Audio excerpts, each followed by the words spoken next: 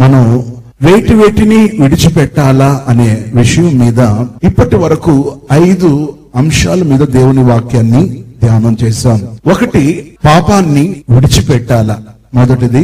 రెండవది, చెడుతనాన్ని విడిచిపెట్టాలా, రెండవది. మూడవది, వ్యర్థమైన వాటిని విడిచిపెట్టాలా, ఇది మూడవది. ఇక నాలుగవది, కొండను విడిచిపెట్టాలా, ఇది నాలుగవది. ఐదవది, ఆగ్రహాన్ని విడిచిపెట్టాలా. ఈ విధంగా 5 విషయాలు ధ్యానం చేశాం. ఇక మనం 6వ విషయాన్ని గురించి ధ్యానం చేద్దాం. 6వది, వలను విడిచిపెట్టాలి. 6వది, వలను విడిచిపెట్టాలి. మార్కు సువార్త 1వ అధ్యాయం 18వ వాక్యాన్ని, మత్తయి సువార్త 4వ అధ్యాయం 19వ వాక్యాన్ని 2 వచనాలను కలిపి చదువుదాం. ఫస్ట్ మార్కు సువార్త 1:18 వాక్యం, 2వ వాక్యం మత్తయి సువార్త 4:19 వాక్యం. మార్కు 1:18. వెంటనే వారు తమ వలలను విడిచి ఆయన్ను వెంబడించిరి. ఇప్పుడు మత్తయి 4:19. ఆయన నా వెంబడి రండి, నేను మిమ్మును మనుషులను పట్టు జాలరులుగా చేస్తునని వారితో చెప్పెను. వెంటనే వారు తమ వలలు విడిచిపెట్టి ఆయనను వెంబడించిరి. యేసు ప్రభు యొక్క శిష్యులు వాళ్ళు తమ జీవితంలో వలలను విడిచిపెట్టినట్లు దేవుని వాక్యం చెప్పబడుతుంది. వలలను విడిచిపెట్టారు. ప్రియమైన వారులారా, యేసు ప్రభుకు 12 మంది శిష్యులు ఉన్నారు. ఈ 12 మంది కూడా గలిలయకు చెందిన వారుగా 11 మంది పరిగణింపబడుతున్నారు. యేసు ప్రభుకు 12 మంది శిష్యులు ఉన్నారు. వాళ్లలో బహుశా 11 మంది కూడా గలిలయ దేశానికి, గలిలయ ప్రాంత వాసులుగా ఉన్నారు. ఒకే ఒక ఇస్కరియోతు యూదా మాత్రం యూదా దేశానికి చెందినవాడుగా కనిపిస్తున్నాడు. ఈ శిష్యులందరూ కూడా ఆల్మోస్ట్ వీళ్ళ యొక్క వృత్తి గమనించినట్టయితే వీళ్ళు చేపల వేటకెళ్ళి చేపలు పట్టుకొనేసి వాటిని అమ్ముకొని వాటి ద్వారా కలిగేటువంటి ధనాన్ని వాళ్ళ యొక్క పోషణకు, వారి కుటుంబ పోషణ కొరకు వారు వాటి వలన వాళ్ళ యొక్క బ్రతుకు తీరువు, వారి యొక్క జీవన విధానం కొనసాగించబడుతుండింది. కానీ ఎప్పుడైతే యేసు ప్రభు వారిని దర్శించాడో, యేసు ప్రభు ఎప్పుడైతే వారిని పట్టుకున్నాడో, అప్పటి నుండి వాళ్ళు ఇక వాళ్ళ జీవన ఆధారమైనటువంటి ఆ యొక్క వృత్తిని, ఇంకో మాటలో చెప్పాలంటే చేపలు పట్టేటువంటి ఆ వేటకు వెళ్లకుండా వాళ్ళు తమ వలలను వదిలిపెట్టేసి వారు యేసు ప్రభు వెనకాల వెళ్ళడం జరిగింది. నేను ఈ వలను విడిచిపెట్టడం అనేది నేను దేనితో కంపేర్ చేసి చెప్తున్నానంటే, దీనికి 2 అర్థాలు చెప్పాలనుకుంటున్నాను. మొదటి అర్థం ఏంటంటే, మన జీవితంలో జన్మ స్వభావమైనటువంటి కార్యాలను వదిలిపెట్టే అనుభవము, మన జన్మ సంబంధమైన కార్యాలను వదిలిపెట్టే అనుభవము. ఈ భూమి మీద ప్రతి మనిషికి జన్మ స్వభావం ఒకటి ఉంటుంది. అది ఏ చదువుకున్న వ్యక్తి అయినా, ఒకవేళ పామరగా ఉన్నా, ఒకవేళ మంచి సిరి సంపదలు కలిగి, అందచందాలు కలిగి, మంచి జ్ఞానము, వాక్చాతుర్యం, ఇంకా అన్ని విధాలుగా ఆరితేరిన వారైనా వాళ్ళ జీవితాల్లో గమనిస్తే జన్మ స్వభావమైనటువంటి కార్యాలు ఉంటాది. ఆ జన్మ సంబంధమైన కార్యాలకు మనం వదిలిపెట్టే అనుభవం ప్రియమైన వారులారా. చూడండి, ఈ భూమి మీద వారి యొక్క వృత్తిని బట్టి, వారి యొక్క స్థితిగతులను బట్టి కొంతమంది ఒకసారి కాకపోయినా ఇంకోసారి వాళ్ళ జీవితాల్లో గమనించినట్టయితే వాళ్ళ యొక్క జీవన శైలిలో, వాళ్ళ యొక్క బ్రతుకుల్లో గమనించినట్టయితే ఎప్పుడో ఒకసారికి అది వాళ్ళ జీవితంలో క్రియ చేయడానికి మొదలవుతుంటుంది. దేవుని బిడ్డలారా, దేవుని నమ్మినటువంటి ప్రభు పిల్లలమైనటువంటి మన జీవితాల్లో మనం రక్షింపబడిన తరువాత, మారు మనసు పొందిన తరువాత, మనం విడిచిపెట్టిన దాన్ని మళ్ళా మన దాని జోలికి పోకూడదు అన్న విషయాన్నే ఈ వలలు చూపిస్తుంది. ఎట్లా అంటే యేసు ప్రభు కూడా చెప్పాడు, ఇది వరకు మీరు చేపలు పట్టేటువంటి జాలర్లు, కానీ నేను ఇంక మీద ఏం చేయబోతున్నాను తెలుసా? మిమ్మల్ని ఎవరిని పట్టే వాళ్ళగా చేయబోతున్నాను. మత్తయి సువార్తలో 4వ అధ్యాయం 19వ వాక్యం ప్రకారంగా, నేను మిమ్మలను మనుషులను పట్టు జాలరులుగా చేయబోతున్నాను. ప్రియమైన వారలారా, దేవుని పిల్లలమైనటువంటి మనం విడిచినటువంటి వాటిని మళ్ళా మన జోలికి, మన జీవితానికి రప్పించుకోకూడదు. సహజంగా ఈ జన్మ స్వభావం మనలో ఉన్నంత వరకు ఇవి మనల్ని వెంటాడుతూ ఉంటాది. ఇక్కడ గమనించినట్టయితే శిష్యులు ఏం చేశారంటే, తమ వలలను విడిచిపెట్టి వాళ్ళు దేవుణ్ణి వెంబడించారు.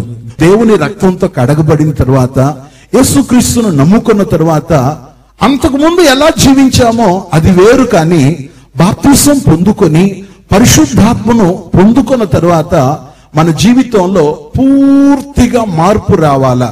వాక్యం చెప్పే నేనైనా, వాక్యాన్ని వింటున్న మీరైనా, క్రొత్త వాళ్ళైనా, పాత వాళ్ళైనా, ఎవరైనా కానీ మన జన్మ సంబంధమైనటువంటి కార్యాలన్నిటినీ మనం విడిచిపెట్టాల. అదే వలను విడిచిపెట్టే అనుభవం. ప్రియమైన వాళ్ళారా, నేను ఇప్పుడు కూడా దేవుని సముఖంలో శుద్ధీకరణ సమయాల్లో కూర్చొని ఆలోచిస్తున్నప్పుడు నాకు కూడా నా జీవితంలో జరిగిన ఓ సంభవాన్ని ఇక్కడ కూర్చున్న తర్వాత దేవాతి దేవుడు బయలుపరిచాడు. వాటిని చెప్పాలని కూడా నాకు ఆదేశం వచ్చింది. అది 10th క్లాస్ చదువుకునే రోజులు, అది 10వ తరగతి చదువుకునే రోజులు. ఇది గమనించినట్టయితే మార్చి యొక్క 10th ఎగ్జామ్ రాయడానికి ముందు గమనిస్తే పరీక్షలు దగ్గర కాబోతుంది. ఇక అందరూ కూడా 10th క్లాస్ ముగించుకునేసి పై తరగతికి వెళ్తారు. అందరూ పై తరగతికి వెళ్తారు. అప్పుడు మా ప్రిన్సిపాల్ గారు, మా హెడ్ మాస్టర్, ఇంకా టీచర్స్ అందరూ కూడా ఏం చెప్పారంటే, ఇక మీ బ్యాచ్ ఇది 18వ బ్యాచ్, ఈ కాలేజీ పెట్టి, స్కూల్ పెట్టి, ఇక మీరందరూ కూడా ఇక ఈ పబ్లిక్ ఎగ్జామ్ రాసిన తర్వాత మీరు ఉన్నత తరగతికి వెళ్ళిపోతారు, మళ్ళా ఈ క్లాస్ రూమ్ కు రారు, మళ్ళా ఇటువంటి సంతోషంగా ఉండవలసిన రోజులు ఉండకపోవచ్చేమో బహుశా అని చెప్పి వాళ్ళు ఏం చెప్పారంటే, ఒక పిక్నిక్కి వెళ్తాం, మనం ఒక ఉల్లాస స్థలానికి వెళ్దాం అని చెప్పి మా యొక్క ప్రిన్సిపాల్ గారు, హెడ్ మాస్టర్, ఇంకా తగిన టీచర్లు అందరూ కూడా కలుసుకొని మాట్లాడుకున్నారు. ఆ పిక్నిక్లు దేనికోసం అంటే, ఇంకా మీరందరూ పై తరగతికి వెళ్ళిపోతారు, కొంతమంది వేరే కాలేజీలో జాయిన్ అయిపోతారు, కొంతమంది వేరే ఊర్లు కూడా వెళ్ళిపోవచ్చు. ఇక ఆఖరికి ఈ యొక్క పిక్నిక్లకు మనం వెళ్ళాలా, ఈ పిక్నిక్ లో ఒక పోటీ పెడుతున్నాము అని చెప్పారు. ఏంటి ఆ పోటీ అని చెప్తే, వంటకాలు తయారు చేయాలా, వంటలు తయారు చేయాలా, ఎవరు బాగా వండుతారో వాళ్లకు ప్రైజ్ ఇస్తాం. ఫస్ట్ ప్రైజ్ ఉంది, సెకండ్ ప్రైజ్ ఉంది, థర్డ్ ప్రైజ్ ఉంది. ఏమైనా వండొచ్చు, ఏదైనా చేసి పెట్టొచ్చు, కానీ చేసేవి రుచిగా ఉండాల, టేస్ట్ గా ఉండాలి. టేస్ట్ గా ఉంటే వాళ్లకు ఫస్ట్ ప్రైజ్, ఇంకొంచెం పర్వాలేదంటే వాళ్ళకు సెకండ్ ప్రైజ్, ఇంకా కొంచెం తక్కువ అంటే వాళ్ళకు ఎన్నో ప్రైజ్ ఇవ్వచ్చు, థర్డ్, 3వ ప్రైజ్, ఎట్లా అని చెప్పారు.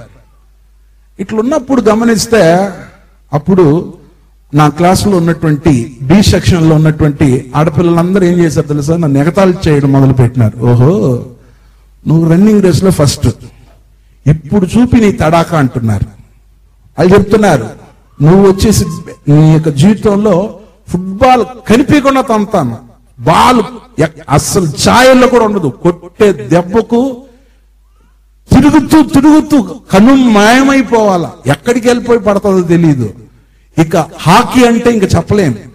ప్రియమైన అన్నిటికంటే రన్నింగ్ రేస్ అంటే నాకు నీళ్లు తాగే దాంతో సమానం. గుటక్ గుటక్ గుటక్ గుటక్ గుటక్ గుటక్ అని చెప్పి ఇక్కడెక్కడ కనిపించినట్టు ఉంటుంది, ఎక్కడ ఉంటానో నాకు తెలియదు, ఎంత వేగంగా దూసుకోపోతా. అంటే రన్నింగ్ రేస్ అంటే అది నాకు వెన్నతో పెట్టిన విద్య లాంటిది. ఎంత పైనుండైనా దూకేమంటే దూకేస్తా. అందుకనేసి బ్రదర్ ఇప్పుడు దూకండి అని చెప్పాకండి, ఇప్పుడు పరిగెత్తండి బ్రదర్ అని చెప్పాకండి. ఎప్పుడైతే ఇట్లా చెప్పారో వాళ్ళందరూ ఎగతాళి చేస్తున్నారు. రన్నింగ్ రేస్ లో ఫస్ట్, బాస్కెట్ బాల్ అంటే నీకు ఇష్టం, ఇంకా హాకీ అంటే ఇష్టం, అన్నిట్లా చూపిస్తున్నావే, వంటలు చూద్దాం అని చెప్పేసి వాళ్ళు నన్ను రెచ్చగొడుతున్నారు. అప్పుడు డేట్ కూడా ఖరారు చేశారు, 17వ తేదీ అన్నారు. ఇక కరెక్ట్ గా నెల మాత్రం ఉంది. ఇట్లా ఉంటున్నప్పుడు అంటే ఇవన్నీ ఎందుకు చెప్తానంటే, నా జీవితాన్ని నేను ఒకప్పుడు అట్లా ఉండింది, నేను కూడా వదిలిపెట్టినా, అదే చెప్పబోతున్నా. ఇక నేనేం చేస్తాను తెలుసా, ఫస్ట్ వచ్చి ప్రిన్సిపాల్ దగ్గర పేరు పొందుకుంటే నేను గెలిచినట్టే అని చెప్పేసి నేనేం చేస్తాను తెలుసా, నేరుగా అది ఎప్పుడైతే డిక్లేర్ చేశారో 17వ తేదీ వంటల పోటీ అన్నారో, అప్పుడు నేనేం చేస్తాను తెలుసా, మా ప్రిన్సిపాల్ గారి యొక్క భార్య దగ్గరకు, ఆంటీ దగ్గరికి వెళ్ళినా. నేను వెళ్ళి, ఆంటీ సార్కు ఎక్కువ ఇష్టమైనది ఏ వంటకం అని అడిగినాను. ఏదైతే ఇష్టం సార్కు అని అడిగినా. ఆమె ఏం చెప్పింది తెలుసా, మీ సార్కు వచ్చి గులాబ్ జామ్ అంటే అమితమైన ప్రేమ, పిచ్చి అనింది.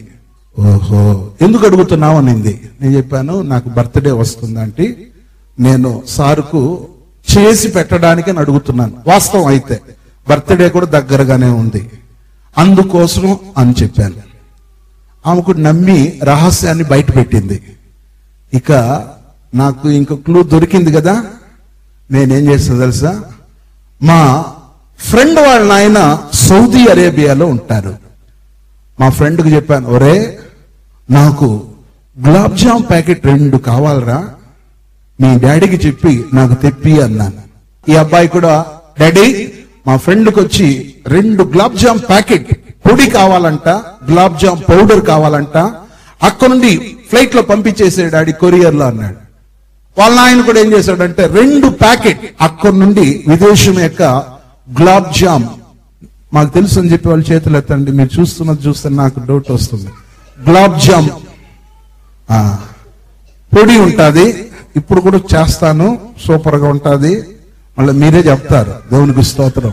అప్పుడు నేనేం చేశానంటే 2 తెప్పించుకునేసి ఇంకా వారం రోజులు ఉంది, 4 రోజులు ఉంది, 2 రోజులు ఉంది, ఒకే రోజు ఉంది. ఇక రెడీ అయ్యి దాన్ని ప్రిపేర్ చేసుకుని నేనుంటే వీళ్ళు ఖాళీ, ఆ యొక్క స్కూల్ పిల్లలందరూ కూడా, ఆడపిల్లలందరూ వాళ్ళు అన్ని స్టవ్ తీసుకెళ్లిపోయాం ఒక ప్రాంతానికి, ఒక ఎడారిగా ఉండేటువంటి ఒక పిక్నిక్ స్థలానికి వెళ్ళిపోయాం. వెళ్ళేసి వాళ్ళ సత్తాకు తగినట్లు, వాళ్ళ టాలెంట్ కు తగినట్లు, ఒకరేమో అరిసెలు కాలిస్తే, ఇంకొకరేమో మురుకులు చేస్తే, ఇంకొకరు మైసూర్ పాక్ తయారు చేస్తే, ఇంకొకరు లడ్డు చేస్తుంటే, అందరూ ఒక్కొక్కటి తయారు చేయాలని చెప్పేసి వాళ్ళందరూ పొయ్యి, ఇంకా కట్టెలు, ఇంకా పాత్రలు, డెక్షాలు, ఇంకా చక్కెర, బెల్లం, ఇన్ని రకాలైనటువంటి అన్ని తీసుకుని వస్తే, నేను మాత్రం ఏమీ తెలియని అమాయకుల్లాగా, నేను గెలవలేని వాడిని వల్లే అని చెప్పి అట్లా నెగ్లెక్ట్ గా, నిర్లక్ష్యంగా అట్లా ఉంటున్నాను. వాళ్ళు రెచ్చగొడతా ఉన్నారు నన్ను, నాకు ఇవన్నీ రాదులే, నాకేవి వచ్చు, రన్నింగ్ కానీ, లేకపోతే బాస్కెట్ బాల్ కానీ, ఫుట్బాల్ కానీ, అవేగా వచ్చి ఇవి రాదులే నాకు అని చెప్పి నేనేమో ఉంటున్నా. అప్పుడు సార్ చెప్పాడు, మీకు ఇవ్వబడిన టైం 9 గంటలు, రెడీ, ఇక మీరు స్టార్ట్ చేయొచ్చు అని చెప్పాడు. అప్పుడు నేనేం చేస్తున్నాను తెలుసా, ఏదో బండి రిపేర్ చేస్తా ఉన్నా, వేసుకుంటుంటే అందరూ మొదలు పెట్టేసుకున్నారు. 10 నిమిషాలు అయిన తర్వాత నేను ఇక మొదలు పెట్టినా. గులాబ్ జామ్ చేయవలసిన అన్ని సమకూర్చుకున్నాను ముందు రోజే. ప్రియమైన వాళ్ళారా, సమకూర్చుకొని రెడీ చేసేసి అందరికి చెప్పారు, 12 అయిపోయింది, ఇంకా మీకు ఇవ్వబడిన టైం పూర్తయింది, 3 గంటలు ఏవేవి సిద్ధపరిచారో తీసుకొచ్చి ఈ టేబుల్ మీద పెట్టండి అని చెప్పాడు. ఇక అందరూ పెడతా ఉన్నారు, నేను మాత్రం పెట్టనిలే, నిదానంగా పెడతాంలే అని చెప్పేసి ఇక అందరూ పెట్టేబోతున్నారు. అప్పుడు లాస్ట్ మూమెంట్ లో తీసుకెళ్లి నా యొక్క గులాబ్ జామ్ కూడా పెట్టాను. పెట్టిన తర్వాత నేను చూస్తూ ఉన్నాను, మా ప్రిన్సిపాల్ గారి యొక్క కన్నులు అన్ని చిన్న బండారాల మీద కనిపిస్తుంది, కానీ ఈ గులాబ్ జామ్ ఎవ్వరూ చేయలే, నేను ఒక్కడే చేస్తున్నాను. అందరూ కూడా మైసూర్ పాకులు 2-3 చేస్తున్నారు, అరిసెలు చేస్తున్నారు, ఇంకా పాయసం చేస్తున్నారు, కేసరి చేస్తున్నారు, ఎన్ని రకాలు ఉన్నాయి అన్ని చేసి పెట్టినారు. కానీ గులాబ్ జామ్ మాత్రం నా డిష్ లో మాత్రం ఉంది. అది కూడా అక్కలు సిస్టర్లు ఎట్లా డిష్ లో పాస్టర్ గారికి సెంటర్ పాస్టర్ కి పెడతారో అట్లా డిష్ పెట్టి దానికి మంచి స్పూన్ పెట్టి ఎక్కువ పోసి నోరు రుయించే విధంగా అది పెట్టేసిన. ఈ ప్రిన్సిపాల్ గారు వచ్చి నేరుగా వచ్చి స్పూన్ తో నేను ఒక 12-11 పెట్టి ఉంటాను, గుర్తు నాకు సరిగ్గా అనిపించలే, 11 ఒకటి తీసుకున్నాడు. ఒకటి తీసుకొని తినేశాడు. తిన్న తర్వాత ఇంకా అన్ని కొంచెం కొంచెం టేస్ట్ చూసుకుంటా వచ్చాడు. ఆ రోజుల్లో హెడ్ మాస్టర్ వచ్చి లేడీ మేడం, ఆ మేడానికి వచ్చి మేడం ఇటు రండి, ఇది ఒకసారి టేస్ట్ చూడండి అని చెప్పేసి గులాబ్ జామ్ దగ్గరకు తీసుకొచ్చేసి ఇచ్చాడు. ఆమె కూడా చాలా బాగుంది సార్ అని చెప్పేసి ఆమె కూడా చెప్తా ఉంది. అన్ని ఒకసారి చూడమని చెప్పేసి అందరు టీచర్లకు 4 టీచర్లకు ఇచ్చాడు. అందరూ తిన్నారు. తిన్న తర్వాత ఇక వాళ్ళు అనుకుంటున్నారు, మనసులో డిక్లేర్ చేస్తున్నారు. డిక్లేర్ అయిన తర్వాత వెంటనే అనౌన్స్ చేశాడు, first prize gulab jam, second prize laddu, third prize Mysore Pak. ముగ్గురికి 3 ప్రైజులు అన్నాడు. డిక్లేర్ అయిన తర్వాత వారం తర్వాత మీకు బహుమానాలు ఇస్తామని చెప్పి అనౌన్స్ చేసి ఇక ఎవరు వాళ్ళ ఇంటికి రిటర్న్ బ్యాక్ అయ్యారు. అందరూ కూడా వారి ఇల్లు తిరుక్కున్నారు. చూడండి, ఈయన ఇంటికి వెళ్ళాడు. ఇంటికి వెళ్ళి వాళ్ళ భార్య దగ్గర, మే నిన్ను కట్టుకొని ఇంతకాలం అయింది, ఒక్క రోజైనా మంచి గులాబ్ జామ్ నువ్వు చేసి పెట్టావా?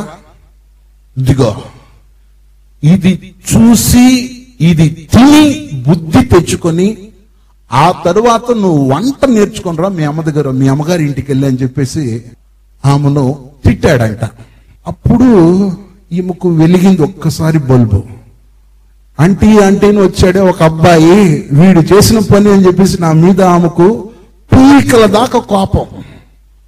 అంతేకాదు మాట సందర్భంలో ఎంత తినిపించాడు. తిన్నింది ఆమె. తిన్న తర్వాత ఆమె కూడా మైండిపోయింది. ఇట్లాంటి గులాబ్ జామ్ అసలు నేను ఎప్పుడు చేయలేదు. నిజం. ఏంది, ఏం వేశాడు? నేను చెప్పిన లిస్ట్ ప్రకారం లేదు, ఇది వేరుగా ఉందే, కొలతలన్నీ చెప్పాను, వీడి ఏంది ఇట్లా, ఇది చాలా బాగుంది. ఎందుకు బాగుంది అది? వెరీ గుడ్, దేవుని నామానికి స్తోత్రం. దుబాయ్ నుండి తెప్పించబడింది. ఇండియాలో చేసే పిండికి కొంచెం క్వాలిటీ తక్కువ, ఏమైనా కొండి తెచ్చింది కాబట్టి ఇట్లుంటున్నప్పుడు ఎందుకో మాటలు అదే టాపిక్ ఒక 2-3 రోజులు జరిగిందంట. 3వ రోజు ఆమెకు విరక్తి అయిపోయింది. అతని దగ్గర పోయి చేసుకో, అతనే చేసి పెడతాడులే, నేను ఎందుకు నీకు అని చెప్పేసి ఆమె చెప్పింది. ఇంకా ఆయన కోపం వచ్చి పీకాడు, 2 పీకు పటా పటా పటా అని కొట్టాడు. ఇంకా ఆమె అలిగి అమ్మగారి ఇంటికి వెళ్ళిపోయింది. జరిగిందే చెప్తున్నా, వెళ్ళిపోయింది ఆమె. ఆఖరికి ఇది నాకు తెలియవచ్చింది. ఒరే ఒరే ఒరే ఒరే నేను ఎంత పని చేశానని చెప్పి మళ్ళా వెళ్ళినాను ఆమె దగ్గరికి, వాళ్ళ అమ్మగారి ఆంటీ దగ్గర. ఆంటీ ఏంటంటే, నీవే మా ఇంటికి ఇట్లా చేశావు, మేము పెళ్ళై ఒక్క రోజు కూడా గొడవ పడలేదు, 10 ఏళ్లలో ఇప్పుడే గొడవ వచ్చింది నీ వల్ల అంటా ఉంది. ఒరే ఒరే ఒరే ఇది ఎట్లా చేయాలని చెప్పి నాకు అర్థం కావట్లే. చెప్పాడంట, నువ్వు బాగా నేర్చుకుని వస్తేనే ఇంటికి రా, లేకపోతే మీ అమ్మగారి ఇంట్లోనే ఉండిపో అన్నాడంట. ఇంకా నాకు బాధగా ఉంది. ఇప్పుడు ఏం చేయాలంటే, నేను నీకు ఏం చేయాలో చెప్పు అంటే అన్నా. నువ్వు ఒకటి అట్లా నేర్పి, లేదా అడిగేటప్పుడల్లా వచ్చి చేసి పెడతా ఉండు. ఇది ఎక్కడ గొడవరా బాబోయ్. నాకు సరే ఎట్లా పరిష్కారం అవుద్దంటే ఆమె చెప్పేసింది, ఇప్పుడు మేము గొడవ లేకుండా ఉండాలంటే 10 ప్యాకెట్లు నువ్వేదో చెప్తున్నావే దుబాయ్ నుండి, అక్కడి నుండి తెప్పించి ఇచ్చే నాయన, నేను ఎట్లయినా తెలియకుండా మేనేజ్ చేసి నువ్వు చేసినట్టే చేసి పెడతా, అప్పుడు నన్ను ఇంటికి అంగీకరిస్తాడేమో అని చెప్పేసి ఆమె చెప్పింది. ఇంకేం చేద్దాం, సచ్చినట్లు ఆమె 10 అడిగితే నేను 12 ప్యాకెట్లు తెప్పించిన. దేవునికి స్తోత్రం. 12 ప్యాకెట్లు తెచ్చేసి, అమ్మా నా వల్ల ఇట్లా జరిగింది, నిజంగా నిన్ను రియలైజ్ అవుతున్నాను, సారీ అని చెప్పేసి 12 ప్యాకెట్లు ఇచ్చేసి ఇంకా నేనే మళ్ళా ఆమెను ఒక్కసారిగా నచ్చ చెప్పి, అంటే మీరు ఖచ్చితంగా సార్ దగ్గరకు వచ్చేయాలని చెప్పి మళ్ళా సమాధానపరిచి మళ్ళా ఆమె వచ్చి చేరుకొనింది. ఎందుకు ఇది చెప్తున్నానంటే, జరిగిన వాస్తవాన్ని చూడండి. నా జీవితంలో రక్షింపబడడానికి ముందు, బాప్తిసం పొందడానికి ముందు, పరిశుద్ధాత్మను పొందడానికి ముందు ఈ విధంగా అడ్డుదిడ్డాలుగా ఎట్లయినా పైకి రావాలా, ఎట్లయినా ఆశీర్వదించబడాలా, ఎట్లయినా పేరు రావాలా, ఎట్లయినా నేనే విన్ అవ్వాలనేటువంటి ఆ కంకణంతో అటువంటి స్థితిలో ఉండేవాడిని. కానీ ఎప్పుడైతే దేవుని యొక్క బాప్తీసం తీసుకున్నానో, ఎప్పుడైతే పరిశుద్ధాత్మను పొందానో, ఇక ఇలా చేయడం తప్పు అని చెప్పేసి ఇలాంటి కార్యాలను విడిచిపెట్టేశాను. దేవునికి స్తోత్రం. ఆ తరువాత ఎప్పుడు అలాంటి పని చేయలేదు. ప్రియమైన వారులారా, దేవుని ముందు మీ ఎదుట, దేవుని దూతల ఎదుట నేను ఉన్న విషయాన్ని యథార్థంగా మీ ముందు పెట్టాను. దేవునికి స్తోత్రం. ఇక్కడ ఈ శిష్యులు ఏం చేశారంటే తమ వలలను విడిచిపెట్టారు. అంటే తమ జన్మ స్వభావాన్ని వాళ్ళు విడిచిపెట్టారు. దేవుని నామానికి మహిమ కలుగును. ఇక్కడ వల అని చెప్పి చెప్పబడుతుంది. వల అని చెప్పి చెప్పబడుతుంది. ప్రియమైన వారులారా, వల అని చెప్పే దీన్ని నేను ఈ వల అనే దీన్ని నేను ఒక సపరేట్ యాంగిల్లో చెప్పాలనుకుంటున్నాను ఈ రాత్రి. వలకు గమనించినట్టయితే వలకు 4 స్వభావాలు ఉంది. వలకు 4 స్వభావాలు ఉన్నాయి. ఆ 4 స్వభావాలు ఏంటో నేను వరుసగా చెప్తాను. ఆ తర్వాత దాన్ని ఉదాహరిస్తాను. మొట్టమొదట వల అనేది నిర్బంధించే ఒక అనుభవము. వల అనేది నిర్బంధించే అనుభవము ఒకటి. ఇక రెండవది వల అనేది చిక్కుకొనేటువంటి అనుభవము. రెండవది వల అనేది చిక్కుకొనే అనుభవము. ఇక 3 వల అనేది బాధించబడే అనుభవము. మూడవది బాధించబడే అనుభవము. మూడవది. ఇక 4వది గమనిస్తే వల అనేది పట్టబడే అనుభవము. 4వది పట్టబడే అనుభవము. మళ్ళా చెప్పాలనుకుంటున్నాను. 1 వల అనేది నిర్బంధించే అనుభవము. 2 వల అనేది చిక్కుకునే అనుభవము. 3 వల అనేది గమనిస్తే బాధపరచబడే అనుభవము. 4 వల అనేది పట్టబడే అనుభవం. ప్రియమైన వారులారా, ఈ 4 అనుభవాలు కూడా వలలో ఉంటాది. నేను ఒక్కొక్క దాన్ని ఉదాహరించడానికి ప్రారంభిస్తున్నాను. మొట్టమొదట వల అనేది గమనిస్తే నిర్బంధిస్తుంది. వల అనేది నిర్బంధించే అనుభవం. ప్రియమైన వారులారా, బైబిల్ గ్రంథంలో యోబు గ్రంథం ఒకసారి 18వ అధ్యాయం 8వ వాక్యం చదివితే తమ కాళ్ళు వాటి వలలకు నడిపిస్తుంది అని చెప్పి దేవుని వాక్యం చెప్పబడుతుంది. చూద్దామా? యోబు గ్రంథం 18వ అధ్యాయం 8వ వాక్యంగా చదివితే అక్కడ ఈ విధంగా చెప్పబడుతుంది. చూద్దామా? వారు వాగుల మీద నడిచివారు తమ కాళ్లే వారిని వలలోనికి నడిపించును. ఎప్పుడైతే వలలోనికి వాళ్ళు ఎంటర్ అవుతున్నారో అప్పుడు వాళ్ళు నిర్బంధించబడుతున్నారు. నిర్బంధించబడుతున్నారు.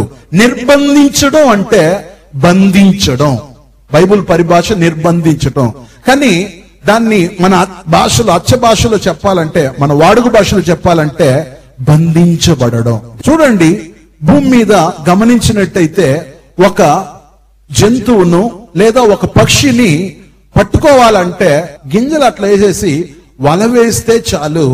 అమాయకములైనటువంటి పక్షులు కానీ, అమాయకములైనటువంటి ఈ జంతువులు కానీ గమనిస్తే వచ్చి ఆ యొక్క వలలో నిర్బంధించబడతాయి, ఆ వలలో బంధింపబడతాయి.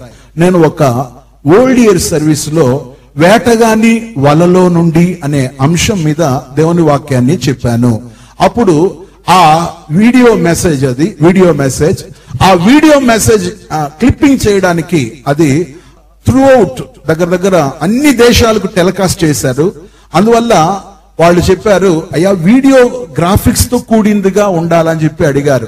అప్పుడు నేను వేటగాని వలలో నుండి అనేటువంటి మెసేజ్ ను చాలా ప్రీ ప్లాన్డ్ గా రియల్ గా వల తీసుకొచ్చేసి అది ఎలా వేసేటప్పుడు, ఎలా వేస్తేనే ఆ యొక్క పక్షులు కానీ లేకపోతే జంతువులు కానీ ఆ వల్ల పడిపోతాయో అవన్నీ కళ్లకు కట్టేటట్లు కొరియోగ్రఫీ తరపున అది షూట్ చేయడం జరిగింది. వీడియో తీసాం.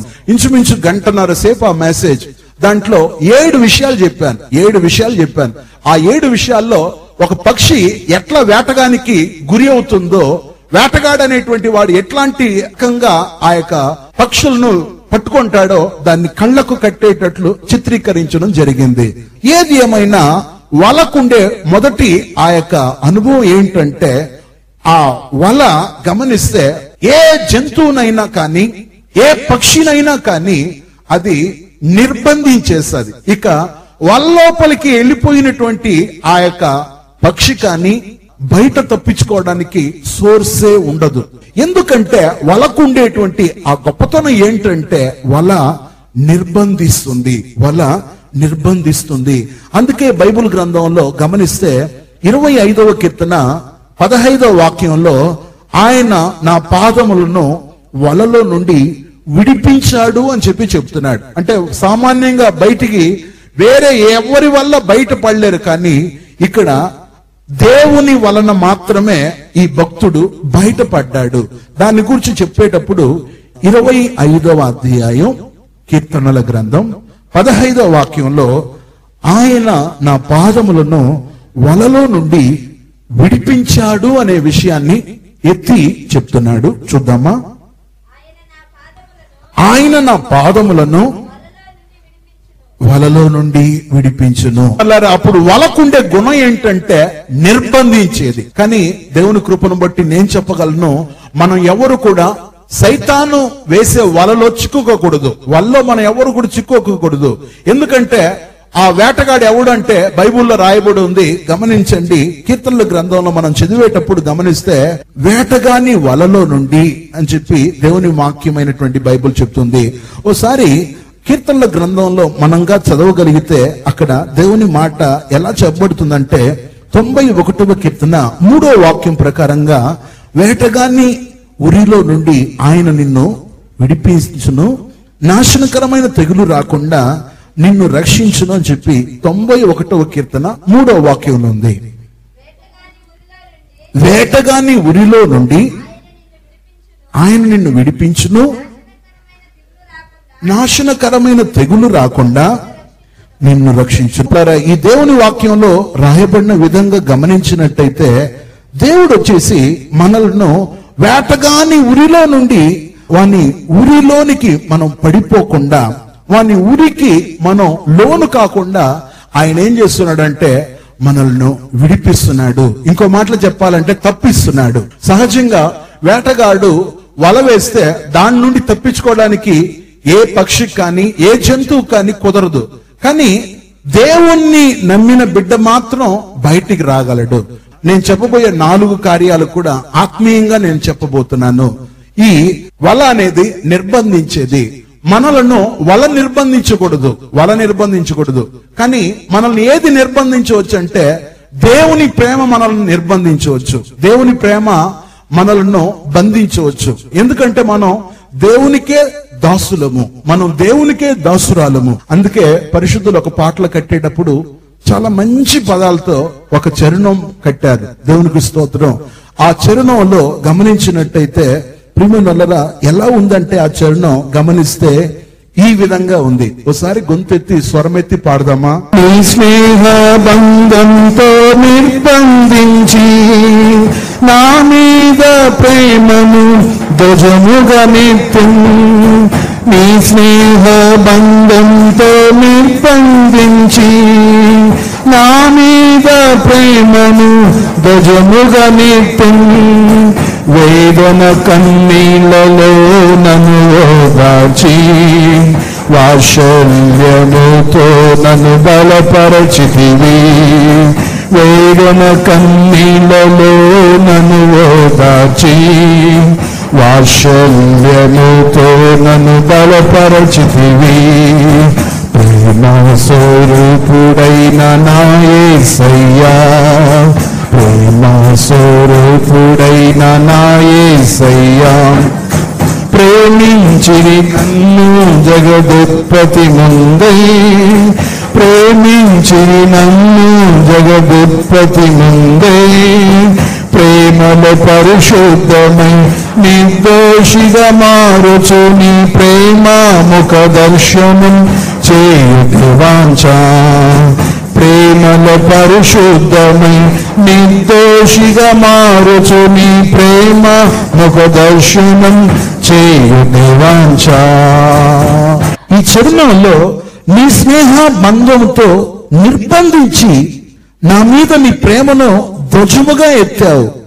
వేదన కన్నీళ్లలో నన్ను ఓదార్చి వాత్సల్యముతో నన్ను బలపరిచావు అని చెప్పి కళ్ళకు కట్టే విధంగా ఈ గాయకుడు వర్ణనాతీతంగా పాడుతున్నాడు. వాస్తవం, మనం దేవుని ప్రేమకు మాత్రం నిర్బంధించబడాలి, కానీ సాతానుడు వేసే వలకు నిర్బంధించబడకూడదు. నేను రెండవ విషయానికి వెళ్తున్నాను. రెండవది, వలకు ఉండే సెకండ్ యొక్క అనుభవం ఏంటంటే చిక్కుకునే అనుభవము. చిక్కుకుంటుంది వల, దేన్నైనా తనలో చిక్కుకునేటట్టు చేస్తుంది. బైబిల్ గ్రంథంలో యోబు గ్రంథంలో మనం చదివేటప్పుడు గమనించినట్టయితే యోబు గ్రంథంలో ఒక మాట కనిపిస్తుంది. అది ఆ మాట ఎలా ఉంటుందని చెప్పి దేవుని వాక్యాన్ని గమనించగలిగితే యోబు గ్రంథం ఒకసారి చూడండి. దేవుని వాక్యాన్ని చదువుతుంటే యోబు గ్రంథంలో ఒక చక్కటి మాట కనిపిస్తుంది. ఆ మాట ఎలా ఉంటుందని చెప్పి గమనిస్తే ఒకసారి యోబు గ్రంథానికి మన బైబిల్ ఒకసారి తెరచి చూద్దాం. నేను అనుకుంటున్నాను యోబు గ్రంథంలో ఆ మాట ఎలా ఉంటదంటే, వల వారిని చిక్కుకొనేను అని చెప్పి పదాన్ని మనం చూడగలము. దేవునికి మహిమ కలుగును. చూడండి, యోబు గ్రంథం 18వ అధ్యాయం 9వ వాక్యం. యోబు గ్రంథం 18వ అధ్యాయం 9వ వాక్యం. బోను వారి మడిమును పట్టుకొనును, వల వారిని చిక్కించుకొనును. వలకుండే రెండవ విషయాన్ని నేను చెప్తున్నాను. చిక్కుకునేటట్లు చేస్తుంది. పొరపాటుగా కాలు తీసి బయట పెట్టినా, లేకపోతే వల్ల ఒకే ఒక కాలు బయట ఉండి ఒక కాలు లోపల ఉంటే అది ఇక చిక్కుకున్నట్టే. ఇది గమనించినట్టయితే వల ఎట్లా చిక్కులుగా ఉంటుందో మానవుని కూడా ఈ సమస్యలు అనేది చిక్కులుగా ఆ వ్యక్తిని చిక్కుకునేటట్లు చేస్తాయి. వల్ల ఉండేటువంటి రెండో విషయం ఇదే. అది చిక్కులుగా ఉన్నట్లు ఉంటది. ఇక ఏ ప్రాణినైనా, ఏ మృగాన్నైనా, ఏ పక్షినైనా తనలోనికి ఒకసారి ఎంటర్ అయితే ఇక బయటికి పోవడానికి వీలు పడదు. దేవుని నామానికి స్తోత్రం. అందుకే బైబిల్ గ్రంథంలో కూడా గమనించినట్టయితే 31వ కీర్తన 4వ వాక్యంలో నన్ను చిక్కించుకొనుటకై అని చెప్పి దావీదు కూడా చెప్పేటప్పుడు ఓ మాట చెప్తాడు. ఏం చెప్తాడు తెలుసా? 31వ కీర్తన 4వ వాక్యం, నన్ను చిక్కించుకొనుటకై శత్రువులు రహస్యముగా ఒడ్డిన వలలో నుండి నన్ను తప్పించు. ఇతనికి తెలుసు, ఒకసారి చిక్కుకొన్నాను, ఇక నాకు ఇక పరిహారం లేదు, ఇక నేను బంధించి చిక్కుకుపోయినట్టే ఇక నా స్థితి అని చెప్పి ఇతనికి తెలుసు. కానీ దేవుని యొక్క సహాయం ఉంటే ఆ చిక్కును ఒక్కసారిగా విడిపించుకోగలడు. దేవుని బిడ్డలారా, ఇక్కడ నేను ఇంకో సంగతి కూడా చెప్తున్నాను.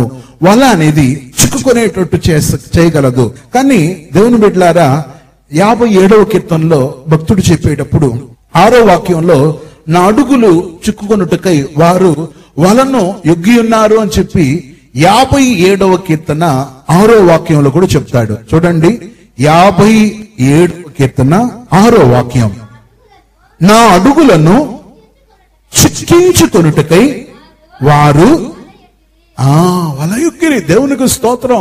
వాళ్ళు పరిచేస్తున్నారు, ఎందుకంటే ఇతని అడుగులు చిక్కుకుంటాది అని చెప్పి. కానీ దేవుడు ఒక వ్యక్తిని చిక్కుకునే దానికి వదలడు. నేను మొదటి విషయానికి చెప్పాను, నిర్బంధించబడాలంటే దేవుని ప్రేమలోనే మనం నిర్బంధించబడాలా అన్నాను. దీనికి ఏం చెప్తున్నానంటే, మనం చిక్కుకోవాలంటే దేవుని చేతుల్లోనే చిక్కుకోవాలా. ఇక వేరే దేంట్లో మనం చిక్కుకోకూడదు. ఒకవేళ సమస్యలతో చిక్కుకోకూడదు, అప్పులతో చిక్కుకోకూడదు, వ్యాధితో చిక్కుకోకూడదు, బాధలతో చిక్కుకోకూడదు. మనం చిక్కుకొనాలంటే దేవుని చేతుల్లోనే చిక్కుకోవాలా. అంటే దేవుని చేతుల్లో చిక్కుకోవడం అంటే దేవుని చేతికే మనం దొరకాలని అర్థం. మన భాషలో చెప్పాలంటే మనం దొరికితే దేవుని చేతికే దొరకాల. ఇక వేరే వేటి చేతికి మనం చిక్కకూడదు, వేరే వేటి చేతికి మనం లోను కాకూడదు, లేకపోతే వాటికి మనం గురి కాకూడదు. దేవునికి స్తోత్రం. అప్పుడు ఈ దేవుని వాక్యం ప్రకారంగా గమనించినట్టయితే ఈ వలకు ఉండే రెండవ అనుభవం ఏంటంటే చిక్కుకునేటట్లు చేస్తుంది. దేవుని బిడ్డలారా, మనం దేవుని చేతికే చిక్కాలా. ఇక్కడ ఉన్నటువంటి మనమంతా కూడా గమనించినట్టయితే నేను సంతోషపడుతున్న విషయం ఏంటంటే మనమంతా దేవుని చేతికే చిక్కాం. ఒకవేళ వేరే వేటికైనా చిక్కుకొని ఉంటే మనం బయటకు వచ్చి ఉండే వాళ్ళం కాదు. ఒకవేళ వేరే వేటికైతే చిక్కుకొని ఉంటే ఈ రోజు దేవుని సన్నిధిలో వచ్చి దేవుని వాక్యాన్ని వినే అదృష్టం మనకు దొరికి ఉండకపోవచ్చేమో. కానీ మనం దేవుని చేతికి చిక్కాము. దేవుని చేతికి చిక్కినందువలన ఈ రోజు మనకు ఓ ప్రశాంతత దొరికింది. దేవుని చేతికి చిక్కినందువలన ఇప్పుడు ఓపికతో ఉంటున్నాం. ఎంతో మందికి డబ్బులు ఉన్నాయి కానీ మనశ్శాంతి లేదు. ఎంతో మందికి హోదా ఉంది కానీ ఆ హోదా వలన వారికి ఏ ప్రయోజనం లేకుండా ఉంది. కంటి నిండా నిద్ర లేకుండా ఉండే వాళ్ళు ఉన్నారు. కడుపు నిండా తిండి లేకుండా ఉండే వాళ్ళు ఉన్నారు. ఎన్ని గదులు ఉన్నా, ఎన్ని రూములు ఉన్నా ఆ కొంపల్లో వాళ్ళు జీవించలేని స్థితుల్లో ఆరాట పడిపోతూ జీవిస్తున్నారు. కానీ దేవునికి స్తోత్రం, మనకుండేది పూరి గుడిసె అయినా, రేకులు ఇల్లు అయినా, ఒక ఇల్లు అయినా, ఒక చిన్న డాబా అయినా దాంట్లో మనశ్శాంతిగా ఉంటున్నాం.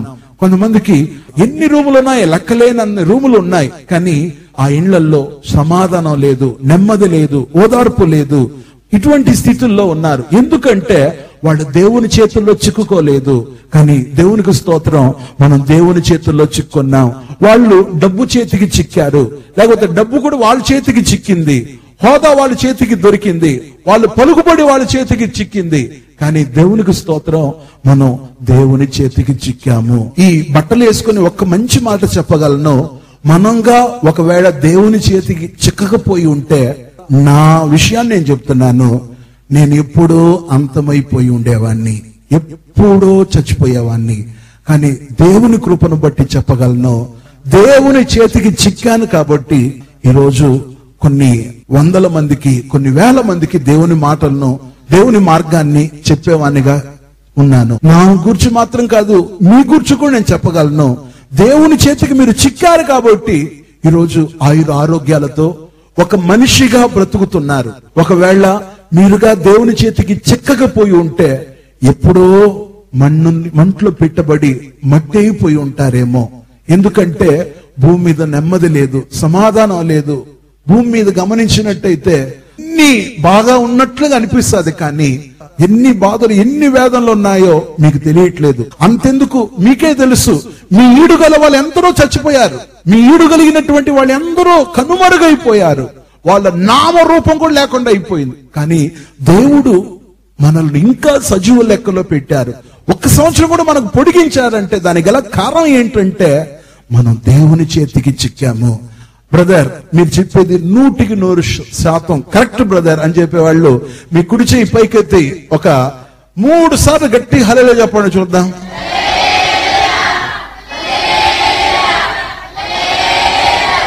అవును ప్రియమైన వాళ్ళారా, మనం దేవుని చేతికి చిక్కాము. ఇది వలకుండే రెండో విషయం. ఇక నేను 3వ విషయానికి వెళ్తున్నాను. 3వది గమనించినట్టయితే వలకుండే 3వ విషయం ఏంటంటే చెప్పండి, బాధించేటట్టు చేస్తుంది. చూడండి, బైబిల్లో 10వ కీర్తన 9వ వాక్యంగా చదివితే అక్కడ బాధపడట వలన వారు తమ వలలోనికి మారారు. చూద్దాం. బాధపడు వారిని పట్టుకొన పొంచియుందురు, బాధసడు వారిని తమ వలలోనికి లాగి పట్టుకొందురు. మొదలే వాళ్ళు బాధపడేవారు అని చెప్పి రాయబడి ఉంది. పైగా ఇప్పుడు బాధపడబడుతున్నటువంటి వారిని మళ్ళా వాళ్ళు వాళ్ళకు లాగుతారంట. మరలా ఒకసారి కూడా వెనకాల ఉన్న వారికి కూడా వినబడేటట్లు ఒకసారి చదువమ్మా. 10వ అధ్యాయం 9వ వాక్యం కీర్తనల గ్రంథం. బాధపడు వారిని పట్టుకొన పొంచియుందురు, బాధపడు వారిని తమ వలలోనికి లాగి పట్టుకొందురు. మొదలే వాళ్ళు బాధపడేవాళ్ళు. ఇది ఎట్లా ఉందంటే మూలిగే నక్క మీద ఏం పడిందంట చెప్పాలంటే, వాళ్ళు మొదలే బాధపడుతూ ఉన్నారు. బాధపడుతున్నటువంటి వారికి ఇప్పుడు బాధలే ఇంకా అధికమవుతుంది. వలలోనికి లాగేస్తుంటే ఎట్లా ఉంటుందో ఆలోచించండి. సైతాను కూడా ఏం చేస్తాడు తెలుసా?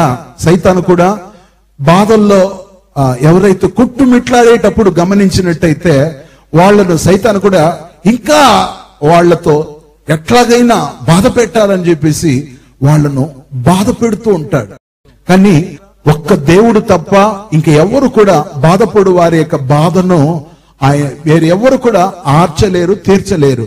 కానీ దేవుడు మాత్రం బాధపడు వారి పక్షంలో ఆయన నిలబడతాడు. కీర్తనల గ్రంథంలో ప్రాముఖ్యంగా 2 స్థలాల్లో గమనించినట్టయితే దేవుడు వచ్చేసి బాధపడే వారికి ఆయన ఏం చేస్తాడని చెప్పి దేవుని వాక్యంలో గమనించినట్టయితే దేవుని వాక్యమైనటువంటి బైబిల్ చెప్పే మాట ఏంటంటే, బాధపరచబడే వారికి ఆయన న్యాయం చేస్తాడంట. బాధపడేటువంటి వారికి ఆయనే ఓదార్పుగా ఉంటాడంట. అవును ప్రియమైన వాళ్ళారా, బాధపరచబడే వారి యొక్క బాధను మనుషులెవ్వరు కూడా ఒకవేళ ఆలోచించకపోవచ్చు, వారిని గురించి పట్టించుకోకపోవచ్చు. కానీ దేవునికి స్తోత్రం, దేవుడు మాత్రం బాధపడు వారికి ఆయన న్యాయం తీరుస్తాడు. దేవుడు బాధపరచబడు వారికి ఆయన ఓదార్పు నిధిగా ఉంటాడు. ఈ వాక్యంలో గమనిస్తే ఇక్కడ ఈ వలకుండే 3వ స్వభావం ఏంటంటే బాధ పెట్టే అనుభవము. బాధ అనేది గమనిస్తే మనకు శరీర బాధలు ఏవి రాకూడదు. నేను మంచి మాట చెప్తున్నాను. ఒక వ్యక్తికి శరీర ప్రకారంగా లేకపోతే ఆహారం లేదని కానీ, లేకపోతే వస్త్రం లేదని కానీ, లేకపోతే ఇల్లు లేదని కానీ, పొలం లేదని కానీ, ఇళ్ల స్థలం లేదని కానీ, స్కూటర్ లేదని, కార్ లేదని, బంగ్లా లేదని, ఇల్లు లేదని ఈ బాధలు ఉండకూడదు. కానీ ఒకే ఒక బాధ ఉండాల. ఏంటో తెలుసా? నేను ఆత్మీయంగా లేకపోతున్నానే, ఆ బాధ మాత్రం మనకు ఉండాల. నేను స్పిరిచువల్ గా ఉండలేకపోతున్నానే, నేను ఆత్మీయంగా ఉండలేకపోతున్నానే అనే ఆ బాధ తప్ప వేరే ఏ బాధ రాకూడదు. డబ్బు లేదనే బాధ రాకూడదు, బట్టలు లేదనే బాధ రాకూడదు, తిండి లేదనే బాధ రాకూడదు. ఎందుకంటే మనం దేవుని చేత పిలువబడిన వాళ్ళం, దేవుని చేత ఏర్పరచబడిన వారం. మన కొరకు దేవుడు ఆయన కల్వారిలో చనిపోయాడు. ఆయన పిల్లలమైనటువంటి మన జీవితాల్లో ఈ బాధలు ఏవి మనకు రాకూడదు. ఉండని, నేను వాటిని గురించి చెప్పట్లేదు, అవి రాకూడదు అని చెప్పను. అవి రావటం వల్లనే నువ్వు ఒక మంచి విశ్వాసిగా, ఒక మంచి సేవకునిగా, మంచి సేవకురాలుగా నువ్వు మార్చబడుతున్నావు. బాధలు కావాలా? కానీ నేను చెప్పే విషయం ఏంటంటే మన జీవితంలో ఆత్మీయంగా నేను లేకుండా ఉన్నానే, ఆ బాధ మనలో ఉండాల. అప్పుడు ఈ బాధ అనేది గమనించినట్టయితే, బాధ గమనిస్తున్నప్పుడు ఇది ఈ వలకుండే 3వ ఆ యొక్క గుణం, 3వ ఆ యొక్క అనుభవం. వాళ్ళకుండే 3వ ఆ గుణం ఏంటంటే బాధపరుస్తుంది. చూడండి, వలలో ఇరుక్కుపోయినటువంటి ఏ పక్షినైనా లేకపోతే ఏ జంతువునైనా చూడండి, ఎంత బాధపడతా ఉంటాడు. ఎప్పుడు తప్పించుకోవాలా, వదిలితే పరుగులు తీయాలనే తీరులోనే ఉంటాడు. ఇక తన ముందు ఆహారం ఉన్నా కానీ దాన్ని లెక్క చేయదు. మీరు వలలో ఆ యొక్క ధాన్యాలు వేసి ఒక పక్షిని పట్టుకున్నాడు అనుకోండి, వల్లనే ఉంది, ఇంకా దాన్ని వేటగాడు వచ్చి దాన్ని పట్టుకొని బుట్టలో వేసుకోలేకుండా అట్లనే వల్లనే ఉందనుకోండి, పాప అమాయకమైనటువంటి ఆ యొక్క పక్షి గింజల కోసం వచ్చి ఇరుక్కున్న తర్వాత ఇక అప్పటి ముందు వరకు అది ధాన్యాలను ఏం చేస్తుంది? పొడిచి తింటాది. ఇక ఒక్కసారి తిరిగి అంత ఇటు అంతా చూస్తే ఎక్కడున్నట్టు అది వల్లో. ఇప్పుడు దానికి తిండి తినాలా అని అనిపిస్తుందా? మీరు చెప్పండి చూద్దాం. న్యాయంగా వచ్చి ఇరుక్కుపోయినాను, పొరపాటుగా వచ్చి లోపల బంధించబడ్డాను, లోపలికి వచ్చి బాధపడుతున్నానే అని చెప్పేసి ఇక తిండి గింజల మీద వాటి మీద ఉండదు. కానీ ఎట్లా వెళ్ళిపోవాలా, ఎట్లా తప్పించుకోవాలా అనే తాపత్రయంతోనే ఉంటాది. ఒక వ్యక్తిని బాధ కూడా ఆ వ్యక్తిని బాధ పెట్టడానికి మొదలు పెడితే ఆ బాధ వలన కుమిలిపోతూ ఉంటాం. మనకు బాధలను గురించి చెప్తా ఉండగలను, కానీ నాకంటూ ఒక బాధ వచ్చేటప్పుడు దాని గురించి ఆలోచించడం మొదలు పెడుతుంటాం. మనుషులందరూ గమనించినట్టయితే బాధ వచ్చేటప్పుడు ఆ బాధను గురించి పరితపిస్తూ ఉంటారు. దేవుని వాక్యంగా మీతో చెప్పేది ఏంటంటే, వాక్యం చెప్పే నా జీవితంలో బాధలు కలిగినా, మీ జీవితంలో బాధలు కలిగినా, మనం ఈ బాధలన్నిటినీ మనం ఏం చేయాలంటే మనం మర్చిపోవాలా. మనకు పరలోకంలో మన కొరకు గొప్ప సంతోషాన్ని దేవుడు పెట్టాడు. ఆ స్థలంలో నేను యుగాయుగములు సంతోషంగా ఉండబోతున్నాను కాబట్టి ఇప్పుడు ఉన్నటువంటి ఇదంతా లెక్కే కాదని చెప్పేసి ఇప్పుడు కూడా ఆ పరలోకం మీదే మన ధ్యాస పెట్టాల. ఎందుకంటే ఇప్పటి కాల శ్రమలు రాబో మహిమ ఎదుట ఎన్న తగినవి కావు అని చెప్పి దేవుని వాక్యమైనటువంటి బైబుల్ చెప్తుంది. అందువల్ల దేవుని పిల్లలమైనటువంటి మనం ఒకే ఒక బాధ మనకు ఉండాలి. ఆ బాధ ఏంటంటే, నేను భక్తిగా లేకపోతున్నానే, నేను ఎక్కువగా ప్రార్థన చేసుకోలేకపోతున్నానే, ఎక్కువగా నేను దేవుని వాక్యాన్ని వినలేకపోతున్నానే, వేరే వేరే వాటికి ఎక్కువ ప్రయారిటీ ఇస్తున్నాను, వేరే వేరే వాటికి ఎక్కువ సమయాన్ని ఇస్తున్నాను, కానీ దేవుణ్ణిలో ఉండలేకపోతున్నాను అనేటువంటి ఆ బాధ మాత్రం ఉండాలా. నేను ఇంకా పరిశుద్ధపరచబడాలా, ఇంకా నేను స్పిరిచువల్ గా మారాలి, ఇంకా నేను ఆధ్యాత్మికంగా ఎదగాల అనేటువంటి ఈ బాధ ఉండాలి. కానీ తినడానికి లేదని, తాగడానికి లేదని, కట్టుకోవడానికి లేదని, ఉండడానికి లేదని, ఇంకో దానికి మనం బాధపడకూడదు. నేను బైబిల్ పట్టుకొని చెప్పగలను, మన జీవితాల్లో గమనిస్తే మనం మన యొక్క మనుగడ కొరకు, మన జీవితంలో ఎదురవుతున్న వాటి కొరకే తహతహలాడుతున్నాం. కానీ భక్తి విషయంలో, ప్రార్థన విషయాల్లో మనం ఏమాత్రం కూడా ఇటువంటి ఆ యొక్క పట్టులేని వారుగా కనిపిస్తున్నాము. కానీ ఒకే మాట చెప్పగలను, ఈ వలకుండే మూడవ స్వభావం ఏంటంటే బంధించేస్తుంది. కానీ దేవునికి స్తోత్రం, బంధించబడుతున్నప్పుడు గమనిస్తే దేవుడు తన బిడ్డలకు రెండంతులైన ఆశీర్వాదాన్ని ఇస్తాడు. దేవునికి స్తోత్రం. బైబిల్లో జకరియా గ్రంథం 9వ అధ్యాయం 12వ వాక్యం అనుకుంటున్నాను. బంధకంలో పడియుండి నిరీక్షణ గలవార్లారా, మీ కోటను మరలా ప్రవేశించుడి, మీకు రెండంతలుగా నేను దీవెనలు ఇస్తాను, రెండంతలుగా మీకు ఆశీర్వాదాలు ఇస్తానని చెప్పి దేవదేవుడు పిలుపు ఇస్తున్నాడు. చూద్దామా? 9:12 8వ అధ్యాయం 12వ వాక్యం. బంధకములో పడియుండియు నిరీక్షణ గలవారులారా, మీ కోటను మరలా ప్రవేశించుడి, రెండంతలుగా మేలు చేసేదనని నేడు మీకు తెలియజేస్తున్నాను. దేవునికి స్తోత్రం.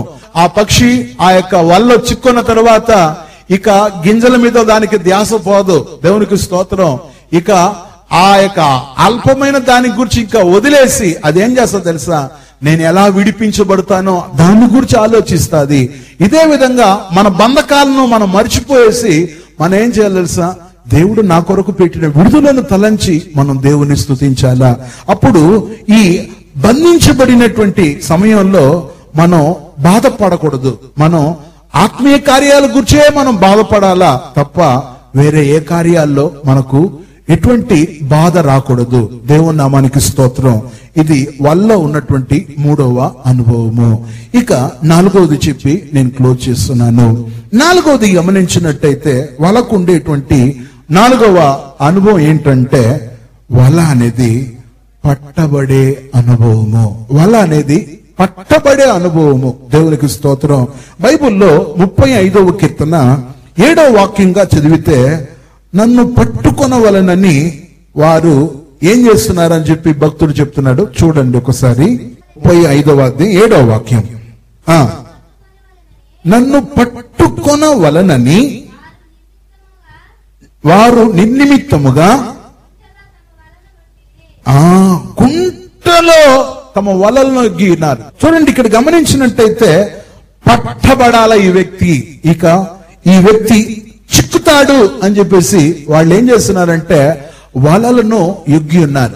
ఎందుకు వల యొగ్గి ఉన్నారంటే ఈ వ్యక్తి పట్టుకోవాలా, ఈ వ్యక్తి పట్టబడాలని చెప్పి. అప్పుడు ఈ వల ఏం చేస్తుందంటే ఆ వ్యక్తిని పట్టేస్తా ఉంది. పట్టబడడం అని చెప్పి గమనించినట్టయితే ఇక ఆ వ్యక్తి బై ఏ మాత్రం కూడా చెయ్యి దాటిపోలేడు. ఇంకో మాటలో చెప్పాలంటే ఆ వల్లోపలికి వెళ్ళిన వ్యక్తి ఇక బయటపడలేడు. దేవుని నామానికి మహిమ కలుగును. ఎందుకంటే వలకుండే స్వభావం ఏంటంటే పట్టబడేటట్టు చేస్తుంది. ఇక్కడ నిర్బంధించబడ్డానికి పట్టబడ్డానికి తేడా ఉంది. పట్టబడ్డానికి నిర్బంధించబడ్డానికి తేడా ఉంది. నిర్బంధించడం అని చెప్పేది, బంధించడం అనేది గమనించినట్టయితే సడన్ గా జరిగేది, అన్ఎక్స్పెక్టెడ్ గా జరిగేది నిర్బంధించడం. కానీ పట్టబడ్డం అనేది గమనించినట్టయితే వ్యూహంగా, లేకపోతే పన్నాగం ప్రకారం, లేకపోతే ప్లాన్ ప్రకారంగా గమనిస్తే పట్టబడేది. దేవునికి స్తోత్రం. నిర్బంధించబడేది అన్ఎక్స్పెక్టెడ్ గా అయితే, పట్టబడ్డం అన్నది గమనించినట్టయితే అన్ని కూడా అలా ప్రీప్లాన్డ్ గా చేసేది. దేవునికి స్తోత్రం. అందుకే బైబిల్ గ్రంథంలో ఒక మాట రాయబడి ఉంటుంది. ఏంటి ఆ మాట అని చెప్పి గమనించినట్టయితే బైబిల్లో ఒక మాట రాయబడి ఉంటుంది. అది ఏంటని చెప్పి గమనించినట్టయితే దేవుని వాక్యంలో దాన్ని ఎలా రాయబడి ఉందంటే, పక్షి చూస్తుండగా వల వేయడం ఎవరి వల్ల కుదరదు అని చెప్పి రాయబడి ఉంటది. దేవునికి స్తోత్రం కలుగును. అందుకే దేవుని వాక్యంలో కూడా గమనిస్తే 140వ కీర్తన 5వ వాక్యంలో వారు త్రోవ పక్కన వలపరిచి ఉన్నారు అని చెప్పి రాయబడి ఉంది. చూడండి, దేవునికి స్తోత్రం. వారు త్రోవ పక్కను వలపరిచి ఉన్నారు. ఎందుకు వలపరిచారంటే పట్టబడ్డానికి. దేవునికి స్తోత్రం. ఎందుకు వల పరచబడి ఉందంటే పట్టబడ్డానికి. దేవునికి మహిమ కలుగును. ఇక్కడ నేను మంచి మాట చెప్తున్నాను. దేవునికి స్తోత్రం. మంచి మాట ఏంటంటే, మనం పట్టబడాలంటే సువార్త నిమిత్తమై పట్టబడి ఉండాలా, సువార్త చేయడానికి పట్టబడి ఉండాలా, లేకపోతే సువార్తే మనల్ని పట్టుకొని ఉండాలా. దేవునికి స్తోత్రం. సువార్త నిమిత్తం మాత్రమే మనం పట్టబడాలా తప్ప వేరే వేటి వలన మనం పట్టబడకూడదు. దేవునికి స్తోత్రం. ప్రియమైన నిర్బంధించేది దేవుని ప్రేమ వలన మాత్రం నిర్బంధించబడాలా, ఇక చిక్కుకునేది దేవుని చేతికి మాత్రం చిక్కుకోవాలా, బాధపడడం ఆత్మీయ కార్యాల వల్ల వాటి కొరకు మాత్రం బాధపడాలా, ఇక పట్టబడడం అనేది సువార్త వలన మాత్రమే మనం పట్టబడాలా. దేవునికి స్తోత్రం. వేరే ఏ కార్యకలాపాల వలన మనం పట్టబడకూడదు. దేవునికి మహిమ కలుగును. అప్పుడు ఈ వల ఏం చేస్తుంది అంటే, 4వది పట్టబడేటట్టు చేస్తుంది. దేవునికి స్తోత్రం. అది ఎంత తెలివిగా ఉన్నటువంటి పక్షి అయినా, ఎంత తెలివిగా ఉన్నటువంటి జంతువు అయినా గమనించినట్టయితే వలలో ఒక్కసారి పట్టబడితే అది ఎంత నేగ్గా పక్కకు వెళ్లాలన్నా వాటికిలో తప్పకుండా ఇరుక్కోపోవలసిందే. దేవునికి స్తోత్రం. వలకు ఈ విధంగా 4 విషయాలు ఉన్నాయి. ప్రియమైన వాళ్ళారా, ఈ 4 కార్యాలు మన జీవితంలో రాకూడదు.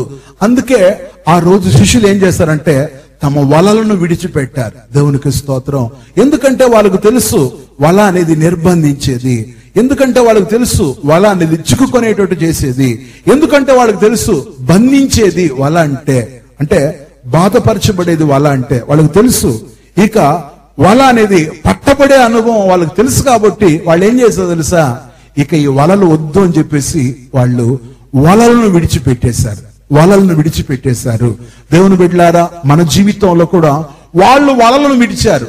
కానీ మనం ఏ కార్యానికి కూడా మనం నిర్బంధించబడకూడదు అనేది వదిలిపెట్టేయాలా, మనం నిర్బంధించేదాన్ని మనం వదిలేయాలా, ఇక మనలను చిక్కుకునేటట్టు చేసేదాన్ని వదిలిపెట్టేయాలా, ఇక మన జీవితంలో బాధ పెట్టేదాన్ని వదిలిపెట్టేయాలా, ఇక మనల్ని ఏది పట్టుకుంటుందో దాన్ని వదిలిపెట్టేయాలా. ఇది మనకు నేర్పించే సత్యం. వల మనకు నేర్పించే వలను విడిచిపెట్టడం అంటే ఏంటంటే, ఏది మనల్ని నిర్బంధిస్తుందో దాన్ని వదిలేస్తాం, ఏది మనలను చిక్కుకునేటట్టు చేస్తా దాన్ని వదిలేస్తాం, ఏది మనలను బాధ పెట్టేటట్టు చేస్తాదో దాన్ని వదిలేస్తాం, ఏది మనల్ని పట్టుబడేటట్టు చేస్తా దాన్ని వదిలేస్తాం. ఎందుకంటే వీటి వలన మన ఆత్మీయ జీవితం స్పాయిల్ కాకూడదు, మనం పరలోకాన్ని వీటి వలన వదిలేయకూడదు. మనం ఎందుకంటే మన ముందు ఒక మంచి భవిష్యత్తు ఉంది, మన ముందు ఒక మంచి ఆశీర్వాదకరమైన రోజులు ఉన్నాయి. ఆ రోజుల్లో మనం పోవాలంటే, ఆ రోజుల్లోనికి మనం దాటాలంటే ఈ కార్యాలన్నీ వదిలేయాలా, ఈ కార్యాలన్నిటినీ విడిచిపెట్టాలా. అందువల్ల ఈ రాత్రి ఓ చిన్న తీర్మానం చేసుకుని మన ఇళ్ళకి వెళ్ళిపోదాం. అందరూ కూడా పెద్ద మోకాళ్ళు వేసుకుందాం. అవును, 6వది వలను విడిచిపెట్టాలి. 4 కార్యాలు విన్నాం, విన్న వాటికి అప్పగించుకుందాం. దేవా నాకు సహాయం చేయి నాయనా, నాకు సహాయం చేయి నాయనా. దేవా, వల అనేది ఫస్ట్ చెప్పావు, మా జన్మ సంబంధమైన స్వభావాలు అన్నావు, వాటన్నిటినీ వదిలేయాలనుకుంటున్నాను ఆయన. దేవా అని చెప్పి ప్రభు దగ్గర అడుగుదాం. ఈ టైంలో మనం దేవుని యొక్క కనికరానికి మాత్రమే ఉండాల. అందువల్ల దేవుని దగ్గర అడిగి, ప్రభువా నా బ్రతుకుల్లో ఇది రాకుండా చేయి నాయనా. దేవా నీ కనికరం కోరుకుంటున్నాను ఆయన, నీ కరుణను నేను కోరుకుంటున్నాను ఆయన, నాకు సహాయం చేయండి ప్రభువా అని చెప్పి అడుగుదామా? అడుగుదామా? అడుగుదామా? ఎవరెవరు దేవుణ్ణి అడగబోతున్నారో వారికి ఆయన సహాయం చేయాలని, ఆయన కృపను ఆయన ఇవ్వాలని దేవుడు మన మధ్యకు వచ్చి ఉన్నాడు. అందరూ కూడా ప్రభు పాదాల దగ్గర గోజారి, ప్రభువా వలలో ఉన్నాను, వలలో ఉండి నా జీవితాన్ని ఇంతవరకు ఇలా చేసుకున్నాను, కానీ వలను విడిచిపెడుతున్నాను ఆయన, వలను విడిచిపెడుతున్నాను ఆయన. ఇంతకాలం ఈ వల చేసే కార్యాలను నేను తెలుసుకోకుండా ఉండినాను ఆయన. ఇది నిర్బంధిస్తా ఉందని దేవా నేను ఇప్పుడు గ్రహిస్తున్నాను ఆయన. దేవా అని చెప్పి అడుగుదాం. ఎవరెవరు ప్రభు దగ్గర అడిగి ఒక తీర్మానం పొందుకోబోతున్నారో వాళ్ళు వెళ్ళేటప్పుడు ఓ తేలికైన అనుభవంతో వెళ్ళబోతున్నారు. వాళ్ళు ఒక ప్రశాంతంగా తిరిగి వెళ్ళబోతున్నారు. ఎందుకంటే దేవుడు కార్యం చేయడం ఆరంభించేశాడు. దేవుడు కార్యం చేయడం ఆరంభించేశాడు. దేవుని క్రియాకార్యాలు చాలా వర్ణనాతీతమైంది. అది ఆయన యొక్క కార్యం చాలా మనోహరమైంది, చాలా ఉన్నతమైంది, చాలా శ్రేష్టమైనది. ఆ యొక్క దేవుని కరుణను కోరుకుందామా? ఆ దేవుని కరుణను విన్నవించుకుందామా? దేవా అని చెప్పి అడుగుదామా? దేవా అని చెప్పి అడుగుదామా? దేవా ఈ టైంలో నన్ను కనికరించు నాయన, నీ దయ నా మీద నిలుపు నాయన, నీ వాత్సల్యమును నేను పొందాలనుకుంటున్నాను నాయన. దేవా నా మీద నీ యొక్క కృపను చూపించు నాయన, నీ దయ నా మీద తొలగిపోకుండా చేయి నాయన అని చెప్పి ప్రభు దగ్గర అడుగుదామా?